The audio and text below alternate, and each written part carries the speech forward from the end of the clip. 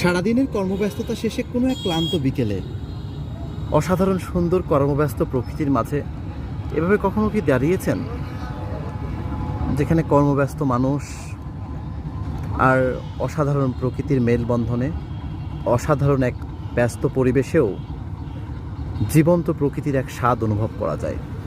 আমিও জীবনের কর্মব্যস্ততার বাইরে যাবার পথে হঠাৎ একা দাঁড়িয়ে কিছুক্ষণের জন্য প্রকৃতিকে অনুভব করি। আপনারা কি কখনো এরকম চেষ্টা করেছেন, যেখানে চারদিকে অনেক কর্মব্যস্ত মানুষ, হাজার হাজার মানুষের মাঝে অসাধারণ সব মানুষের চাহনি, সবাই সবাইকে নিয়ে ব্যস্ত, সবার যেন কোনো কিছু নিয়ে বসে চিন্তা করার সময় নেই,